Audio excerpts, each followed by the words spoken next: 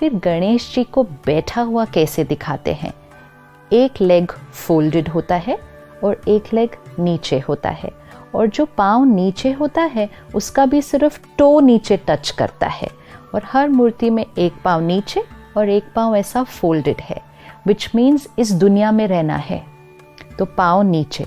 Spirituality does not mean move away from the world, move away from people, stop working. No, पाँव दुनिया में रहेगा, सब कुछ करना है, सबके बीच रहना है, सारे रिश्ते निभाने हैं, काम कारोबार करना है, लेकिन सबसे डिटैच्ड भी रहना है। न्यारे और प्यारे, सब कुछ करना है, लेकिन किसी भी चीज़ का प्रभाव हम पर नहीं आना चाहिए।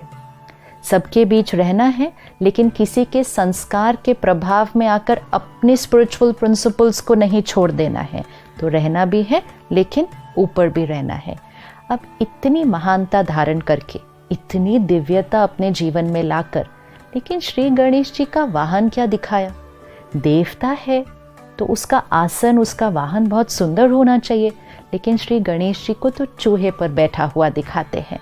तो चूहा किसका प्रतीक है? अगर हम देखें तो चूहा सारा दिन कुछ न कुछ पर खुरेदता रहता है। खाने की चीज़ नहीं भी होती है, कोई वायर है, कोई प्लास्टिक है, कुछ भी चीज़ पर वो खुर करता रहता है। ये हमारी कर्म इंद्रियों का प्रतीक है। सारा दिन कुछ भी देख रहे हैं, कुछ भी सुन रहे हैं, कुछ भी खा रहे हैं, नहीं भी ज़रूरत तो पीते जा रहे हैं, जो सामने दिखा उसको सुना। तो चूहे की तरह कर्म इंद्रियों पर संयम खत्म हो गया है। तो चूहा एक तो कर्म इंद्रियों के वशीभूत होने का प्रतीक है, और दूसरा चूहा छोटी सी जगह से अंदर घुस जाता है, पता ही नहीं चलता। हम सब कहते हैं दरवाजे बंद थे, खिड़कियां बंद थी, ये चूहा कहाँ से आ गया घर के अंदर? क्योंकि चूहे को जगह की ज़रूरत नहीं है, वो छोटी सी जगह से अंदर घुस जाता है। वाइसेस, कमज़ोरियाँ, डिस्ट्रैक्शंस, पता ही नहीं चलता जीवन में कब आ जाती हैं, कहाँ से आ जाती हैं। और चूहा जब किसी को काटता है तो शुरू में एक बहुत एनेस्थेटिक इफेक्ट देता है, पता ही नहीं चलता कि चूहा काटा है, एकदम से स्टिलनेस हो जाती है उस जगह पर, बहुत देर बाद पता चलता है कि कुछ काटा है। वाइसेस, डिस्ट्रैक्शंस जब जीवन में आती हैं, शुरू में तो पता ही नहीं चलता है, अच्छी भी लगती हैं शुरू में बहुत, दर्द बहुत बाद में होता है।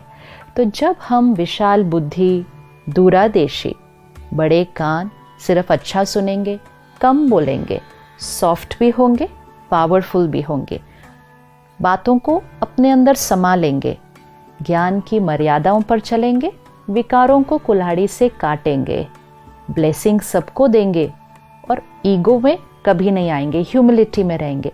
जब हम ये सब कुछ कर लेंगे तो हम अपनी कर्म इंद्रियों के ऊपर, सेंस ऑर्गन्स के ऊपर और अपने वाइसेस के ऊपर विजय प्राप्त कर लेंगे, विच मीन्स ऐसी आत्मा गणेश जी को चूहे के ऊपर बिठाया दिखाते हैं, चूहा उनके नीचे है।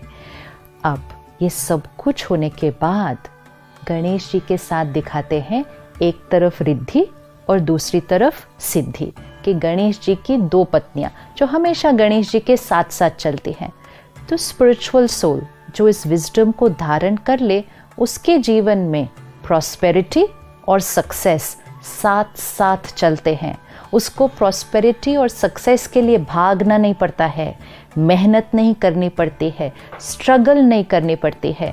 प्रॉस्पेरिटी एंड सक्सेस ऐसे व्यक्ति के साथ साथ चलता है।